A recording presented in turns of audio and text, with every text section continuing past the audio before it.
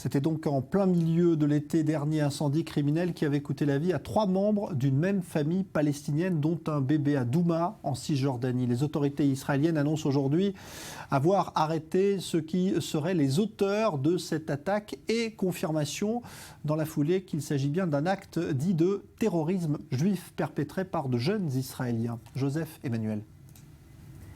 L'information était connue, mais la censure militaire israélienne imposait le silence. Des extrémistes israéliens, juifs, ont été arrêtés dans l'enquête sur l'incendie de Douma. C'est le Shin Bet, le service de renseignement intérieur israélien, qui a communiqué ce jeudi. On parle de jeunes gens soupçonnés d'appartenir à une organisation terroriste juive, des jeunes impliqués dans l'incendie de la maison palestinienne dans le village de Douma. Les faits se déroulent le 31 juillet dernier. Nous sommes à une vingtaine de kilomètres de Jérusalem, en plein cœur de la région de Samarie, en Cisjordanie. Des cocktails Molotov sont jetés sur une maison au centre du village. À l'intérieur, une famille. Le croissant rouge arrive très vite. Et très vite, il charge le Magen David de s'occuper de la famille. Tous se retrouvent donc dans l'hôpital Soroka de Beersheva en Israël. Mais il est trop tard pour l'enfant de 18 mois. Le père décédera une semaine plus tard. Et la mère, après 1 mois passé en soins intensifs. Seul survivant, un enfant de 4 ans, toujours soigné dans l'hôpital israélien. Très vite, la piste d'extrémistes juifs est privilégiée. Sur les murs extérieurs de la maison, une inscription, le prix à payer, un mouvement né de la frustration de la jeune génération des expulsés juifs de Gaza. Mais même si cette piste est privilégiée, les enquêteurs ne confirment pas. Dès le lendemain de l'attaque, le Premier ministre israélien condamnait avec fermeté un acte qualifié de terroriste. Même condamnation côté palestinien, mais l'autorité palestinienne, comme la rue palestinienne, ainsi qu'une frange importante d'Arabes israéliens, parlaient dès le lendemain de l'attaque d'un 2 poids, 2 mesures, et beaucoup affirment qu'Israël ne fera rien pour retrouver les coupables. L'enquête a été menée par les services de renseignements intérieurs en coopération avec la police israélienne et le bureau du procureur de l'État. Une enquête compliquée dont les détails n'ont pas encore été donnés. Sur les 2 années 2014 et 2015, les attaques anti-palestiniennes ont fait 4 morts. Les attaques anti-israéliennes, sur les 2 derniers mois, ont tué 22 Israéliens. Alors, première analyse sur ces développements donc importants dans cette affaire de Douma. D'abord avec vous, Dror Even-Sapir, bonsoir. Il y a ce soir, c'est vrai, il faut le reconnaître, très peu d'éléments. Oui, parce que la justice israélienne et les services de sécurité ordonnent à ce que le moins possible d'informations soient divulguées concernant cette enquête qui est tout à fait sensible et délicate.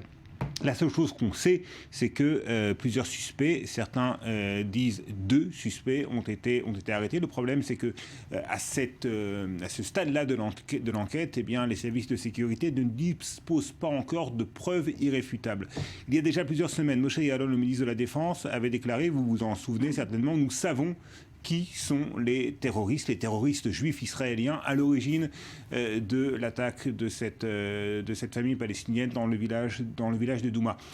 Et puis on s'interrogeait sur le fait que pendant une aussi longue période, eh bien, rien n'était fait. On savait que l'enquête se poursuivait dans la plus grande des discrétions, mais on s'étonnait du fait qu'aucune arrestation n'avait été annoncée. Et ça a été le cas donc hier, avec encore une chape de plomb tout de même sur de nombreux éléments de l'enquête. Alors on a l'impression quand même qu'il y a une intensification des opérations visant justement ces mouvements radicaux juifs.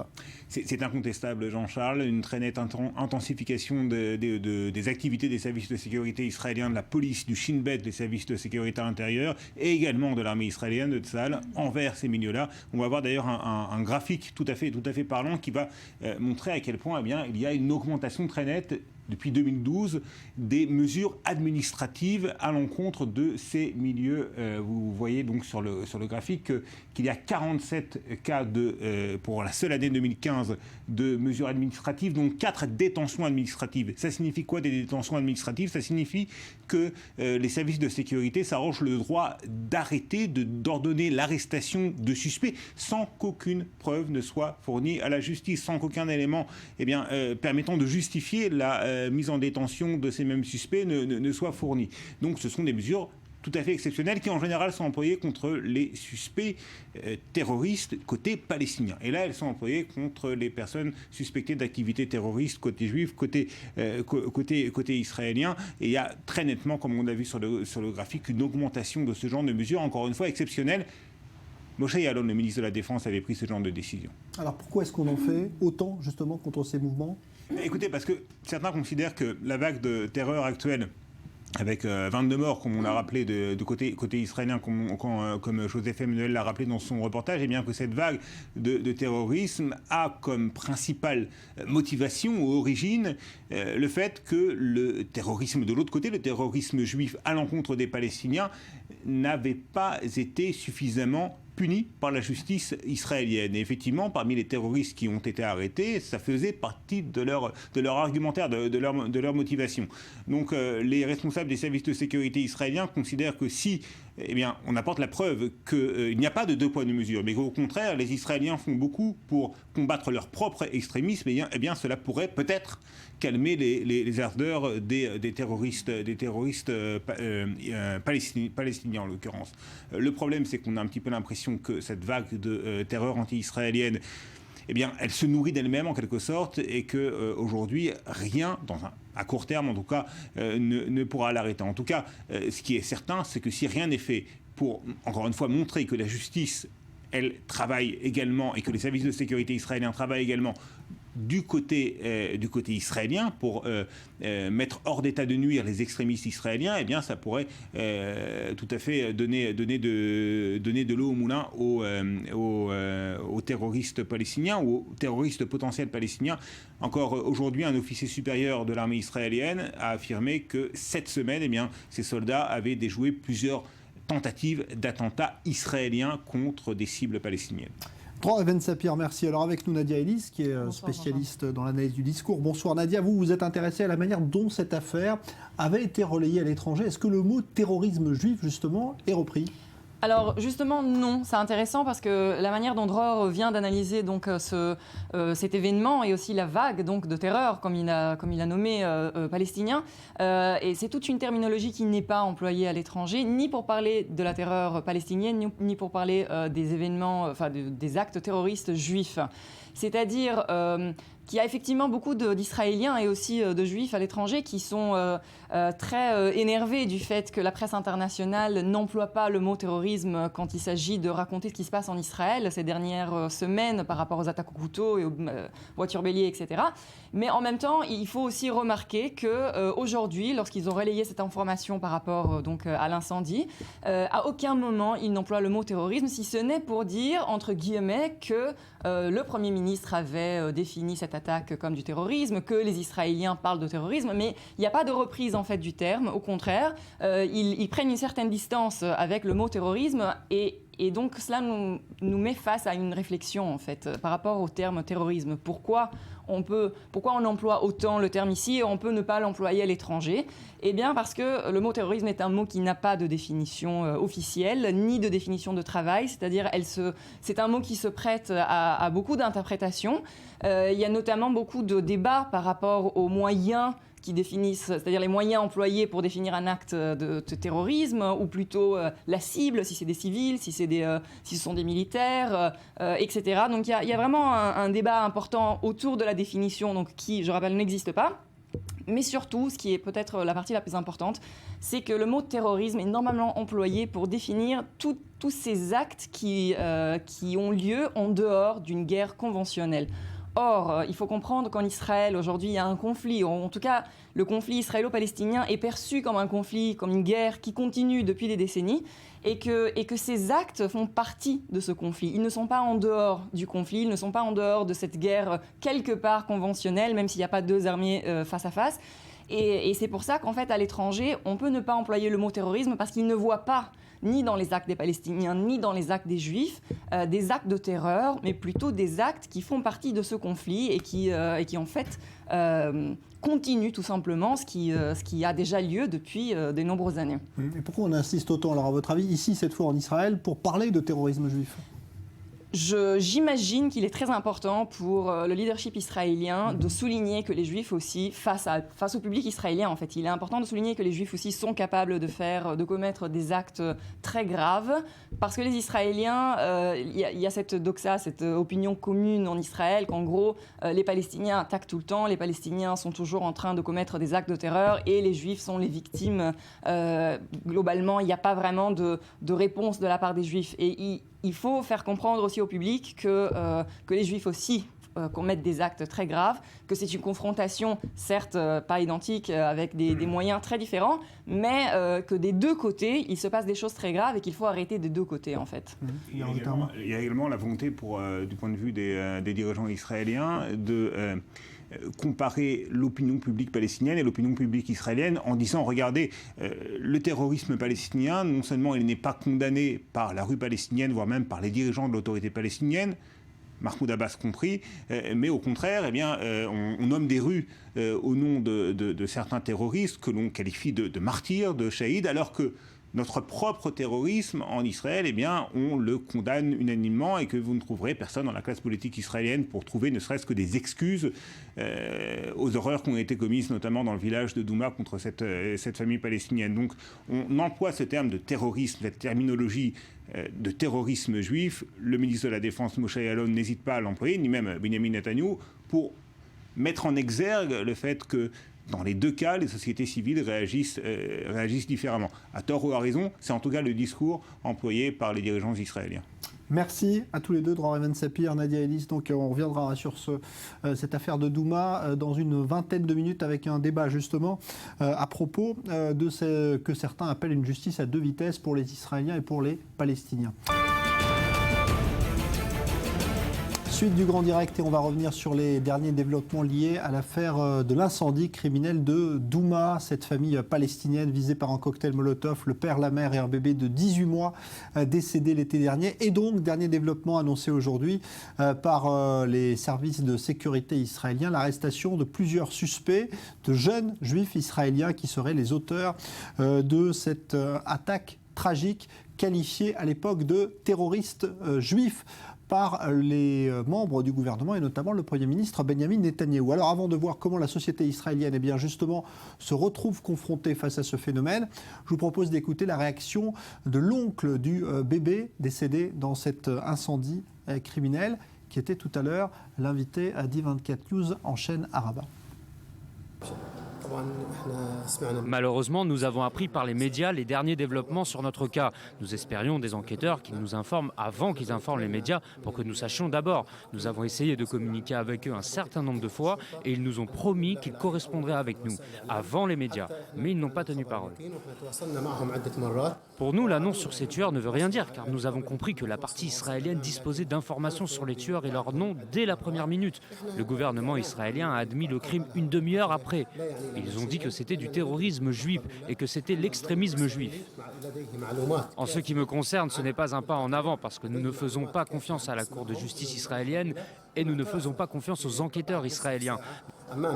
Nous avons l'habitude avec eux. Ils jugeront ces tueurs comme étant mineurs ou fous et on leur dira que ces fous devraient être dans des hôpitaux et pas en train de mettre le feu à des maisons.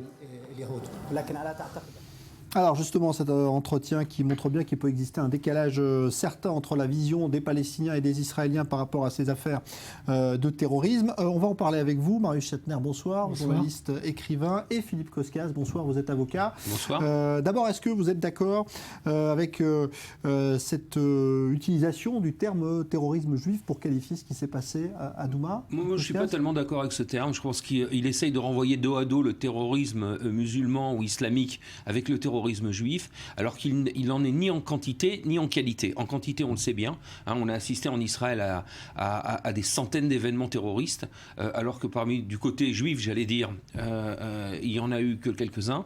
Et également, au niveau qualitatif, je pense que on parle d'extrémistes juifs. On ne parle pas d'un terrorisme juif. Et cet extrémisme juif, il est aussi dangereux pour les juifs que pour les musulmans, parce qu'il a aussi tapé sur les juifs comme il a tapé sur les musulmans. Donc je pense que c'est un amalgame que je n'emploierai pas. Et je pense que ce terme terroriste juif, il faut l'employer avec parcimonie. Ouais. D'ailleurs, il n'est pas employé par la presse étrangère, comme nous le faisait remarquer tout à l'heure Nadia Ellis. Marius Schattner. Oui, parce qu'on fait très attention au mot terrorisme. Bon, je veux dire, le mot n'est pas très important. Ce qu'ils ont fait, ce sont des actes terroristes. Effectivement, il y a une différence, les Palestiniens en font plus. Il y a une différence aussi entre le terrorisme d'occupant et le terrorisme d'occupé. Ils ne sont pas dans la même situation. Quand vous êtes occupé, vous n'avez pas une armée pour vous défendre ou pour attaquer. Pas du tout. Pas du tout pour justifier des actes du côté palestinien comme des meurtres aveugles de civils. Un meurtre aveugle de civils, indiscriminé, c'est du terrorisme. Alors, le mot n'importe pas. Ouais.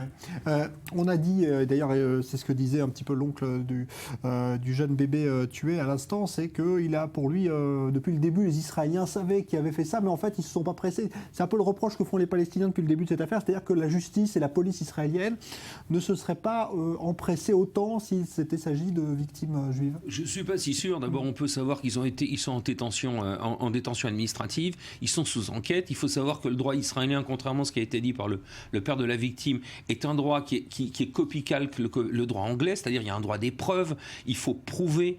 Et aujourd'hui, d'ailleurs, si je comprends bien, en tout cas les échos que j'en ai eus, la preuve n'a pas été encore constituée. Et donc il faut après que la police a, j'allais dire, concrétisé auprès du tribunal.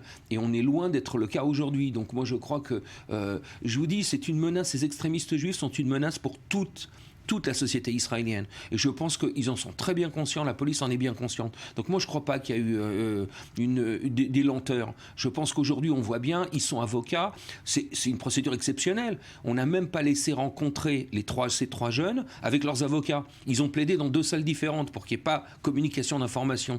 Donc on voit qu'il y a des moyens absolument drastiques qui ont été employés. On est sur le régime de la détention administrative pour eux. Là, non, ça a été passé. Ça a été au début.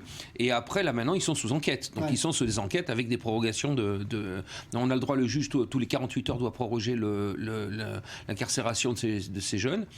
Mais ils ont plaidé dans 2 cours, dans deux places différentes. Donc on voit que des moyens absolument exceptionnels ont été pris en compte. Je veux dire, c'est l'intérêt. Les Israéliens n'ont pas à couvrir un assassinat aussi affreux. Et je pense que c'est l'intérêt de personne de couvrir ça. Ouais. Non, bien sûr, c'est l'intérêt de personne. J'ai ici un rapport d'une association, une ONG, Yesh-Din, sur les enquêtes menées par la police israélienne en Cisjordanie sur les 10 dernières années. Alors, les chiffres qu'ils donnent, et moi je les trouve assez crédibles, ils disent que sur 1026 plaintes, surtout déposées par des Palestiniens, eh bien, il y en a 91%, les dossiers ont été refermés. Lorsque vous prenez, par exemple, dans les 10 dernières années, les cas d'incendie de livrets, bien sûr, il y a des gens qui vont dire que c'est les Palestiniens qui incendient leurs propres livrets, moi, j'y crois pas. Vous avez 260 cas d'incendie de livrets, il n'y a que seulement 6 cas où il y a eu des poursuites, aucun n'a été condamné. Alors ce que vous dites, c'est vrai par rapport à la justice israélienne, mais ce qui est frappant, c'est qu'on a 2 justices. D'abord, c'est même du point de vue légal. On a une justice pour les Palestiniens qui marche tout à fait sur un autre niveau, où personne ne s'interroge si les gens sont arrêtés, si les gens sont soumis même à des interrogatoires plutôt musclés, si des enfants sont arrêtés et mis en prison pendant des années. Et à côté, il y a une justice pour les Israéliens. Alors c'est un système à 2 niveaux. D'abord, je crois même d'un point de vue légal, pour les Palestiniens, c'est la justice militaire, si je me trompe. Pour les Israéliens, c'est la justice civile. Vous avez 2 justices sur un même territoire. Alors, on peut dire que c'est pas de l'apartheid, mais pour moi, ça y ressemble. Non, mais vous contredisez. Parce que quand on dit... Alors, il y a une solution à ça. Vous connaissez la solution. C'est d'annexer tout Israël. À ce moment-là, il y aura un système judiciaire. Or, les gens qui se plaignent qu'il y a 2 justices, alors en effet, ça c'est... Je termine. Il y a des conventions internationales. Il y a un statut de la Cisjordanie. La Cisjordanie, pour l'instant, n'est pas considérée comme étant... J'ai pris la Cisjordanie, c'est peut-être d'autres régions, n'est pas considérée, selon le droit israélien, comme territoire israélien, donc il y a une justice différente, et j'allais dire précédent mondial. On donne la possibilité à des citoyens qui ne sont pas citoyens israéliens de rester devant la Cour suprême dans certains cas, dans les cas d'expulsion ou dans d'autres cas de destruction de maisons par exemple. Donc ils peuvent quand même avoir accès, j'allais dire par la lucarne, au système israélien. Mais on peut pas dire d'un côté on veut 2 pays et 2 frontières et de dire on veut qu'un système de droit. La réponse elle est claire. Vous m'avez mis dans la bouche quelque chose. Moi je dis tout simplement, il faut savoir ce qu'on veut. Ou bien, je veux dire, c'est une situation d'occupation, une situation qui s'éternise. On n'est pas 1 an, 2 ans après 67. On est combien après 67 40 ans. 40 ans. Donc, il y a 2 solutions. Et ça, tout le monde le comprend dans le monde. Ou bien, effectivement, ce territoire, on l'annexe et on a des droits égaux ou bien on s'en va, et il y a un accord pour s'en sortir. Mais entre la troisième solution... Vous avez fait un amalgame. Écoutez, c'est pas difficile. On s'en va, on est parti de Gaza. Ce qui s'est passé, je pense que la majorité des Israéliens ne sont pas forcément pour l'annexion de la Cisjordanie. On en est tous d'accord. Maintenant, le problème, c'est qu'est-ce qu'on fait avec ça? Alors, vous avez dit, on s'en va ou on trouve un accord? Un accord, on n'arrive pas à le trouver. Et on s'en va, regardez ce qui s'est passé à Gaza. Et je vais vous dire, moi, j'étais moi-même militaire. Moi, j'ai même servi à Gaza. Je connais très bien la situation qui était à Gaza. J'étais pour la sortie de Gaza. Et je fais partie de ceux qui disent qu'on a fait une grande erreur de sortir a posteriori. Je ne dis pas qu'il faut revenir, mais je dis qu'à priori, donc vous donnez... Il faudrait revenir au Sinaï aussi, où c'est tellement sympathique. Sous la même phrase, vous avez résolu tout le problème palestinien. Donc c'est un problème qui est beaucoup plus complexe que ça. Enfin, il ne faut pas que vous simplifiez les choses. On est dans une situation où on ne peut pas rendre unilatéral les territoires, ça c'est d'une part, où il n'y a pas d'accord politique de l'autre côté. Et qu'est-ce qu'on fait de ces populations? Eh bien, il y a une gestion. Il y a une gestion avec un système juridique qui fonctionne. Alors évidemment, les gens qui ont intérêt de se présenter en tant que victime vont toujours se présenter en tant que victime. Je veux dire, vous avez parlé des statistiques. Les statistiques, on leur donne ce qu'on leur donne. Vous savez très Attendez, bien. je termine. Vous savez le nombre de personnes, d'Israéliens qui sont violées en Israël et il n'y a pas de plainte qui est poursuivie? Il y a un pourcentage absolument important. C'est-à-dire que tout ça, quand on leur genre des statistiques, alors vous savez le nombre de Palestiniens qui ont poignardé des Israéliens dont il n'y a pas eu de poursuite?